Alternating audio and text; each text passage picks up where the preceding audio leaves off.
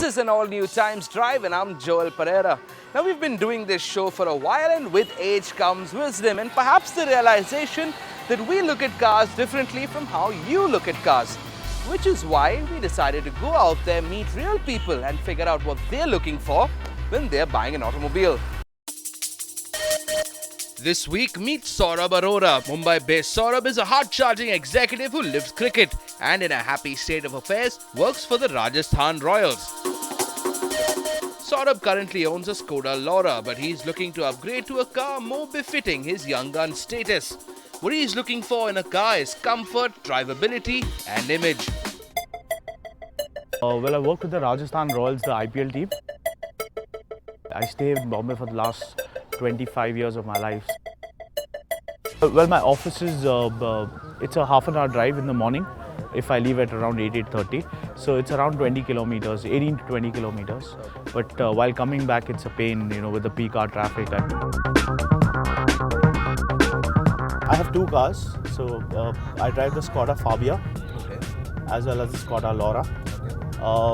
Both these cars, the Laura obviously is a diesel one. So usually when I travel, when I go to Pune for my meetings, is when I use it a lot. But because of the intercity driving, I use the Skoda Fabia. It's a video game, it's a toy. It's effortless, it's top of the line. It's got all the features, comfort, styling, airbags. So, there's a lot of sense of security when I'm driving, and I still feel like a beast when I'm driving that.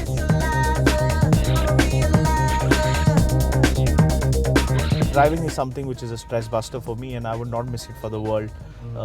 Even though every day I'm traveling some 2 hours or 2 hours, but that is something. I get my I call it the me time. So I don't want to leave that on, and I have good music to give me company. The next eventual step would be that I get a SUV for myself. So without any doubt, without any thinking, I'm sure that I want to buy an SUV. SUV is a little statement that one wants to make, for me, working towards going up the corporate ladder. I'm really looking forward to buy an SUV, which would have a balance of both style, comfort, space, as well as power. All good things need they take some time to happen. So let's do it the organic way. Let it take some time. Saurabh, we chewed on all your information and we've actually found two cars that fit your style, the BMW X1 and the Audi Q3.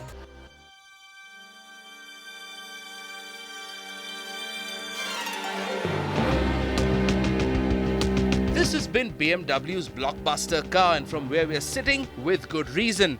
When it was launched last year, it came with quite a low price, but that was for the petrol version, which not too many wanted. The version you should be driving is the one with the 2-litre diesel engine.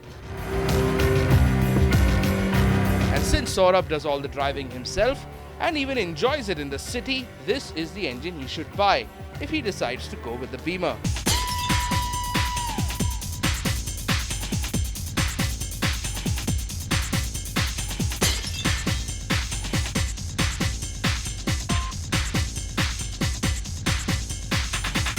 So what you've got under the hood is a 2-litre turbo diesel, and if you hit the gas hard, you're getting a slug of torque. This engine's putting out 177 horsepower at 4000 RPM, but more importantly, 350 newtons that come in as low as 1700. This little Beamer has been limited to 205 kilometers per hour as the top speed, but for us, that's quick enough.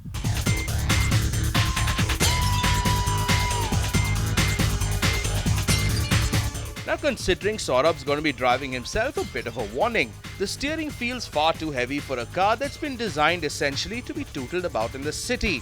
On the plus side, the X1 handles like a proper BMW, being rear-wheel drive. Still, it's not as sharp as you'd expect a BMW to be, and there's a simple reason for that. They've purposely softened the ride. BMWs are notorious ass breakers. For that power performance, there have to be compromises, but they reckon that most people buying the X1 are going to be first-time Beamer owners, so they don't want to terrify newbies with crashing suspension.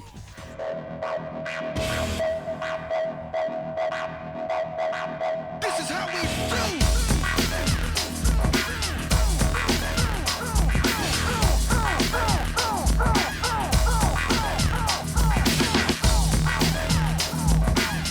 interiors are typical BMW, black and beige, which for a car as small as this feels a little forbidding.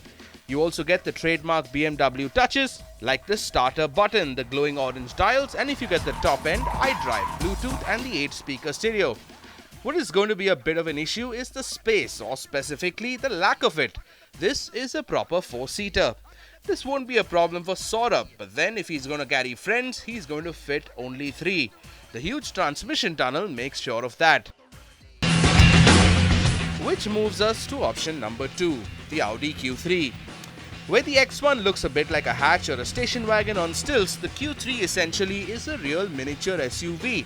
In fact, if you look at this car in profile, it does look like a scaled down Q5 or even Q7. And for people who are looking to buy SUVs, that's really important. It needs to check all the right boxes. Does it look large? Yes, it does. Does it have a powerful, torquey engine? Yep, that too. So the Q3 is an SUV then, even though it's a bit small. And that's where the Q3 scores over the X1.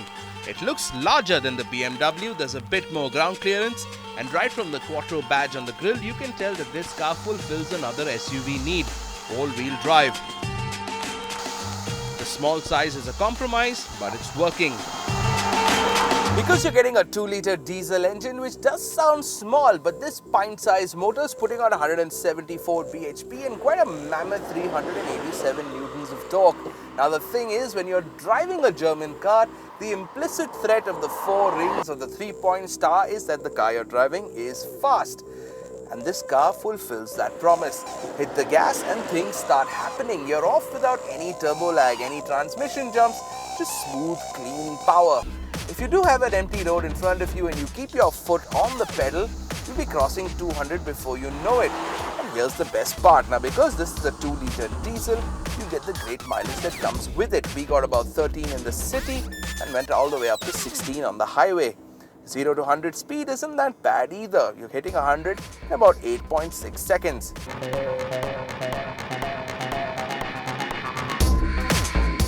The 7-speed gearbox is a bit of a downer, taking quite a bit of time before changing gears, sometimes behaving like a CVT instead of the double clutch that it actually is. Saving grace comes from the way this car handles. There's hardly any body roll, this car does not lean and pitch like a regular SUV, and this is where Audi plays its ace, the Quattro system.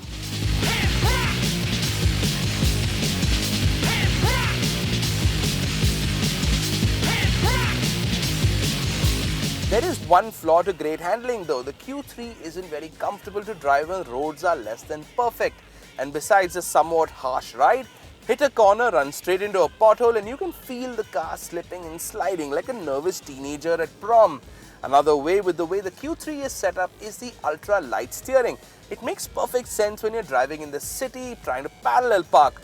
But when you're out on the highway or on a speedy, bendy road, it gets a little daunting. But where the Q3 strikes the landing blow over the X1 are the interiors. As far as space is concerned, the Q3 is just a smidge larger, but then not way larger than the X1. Nope, where the Q3 makes the most sense against the X1 is the way the cabin is designed. Bright, cheery and beige compared to the way too serious black tones of the X1. Saurabh, when you decide to upgrade to a larger car, the X1 will be the slightly cheaper option with prices ranging from 25.5 to 30 lakhs compared to the Q3, which will cost between 28 and 33.5 lakh rupees. But then for an SUV experience in a fun small size, there's nothing better than the little Audi.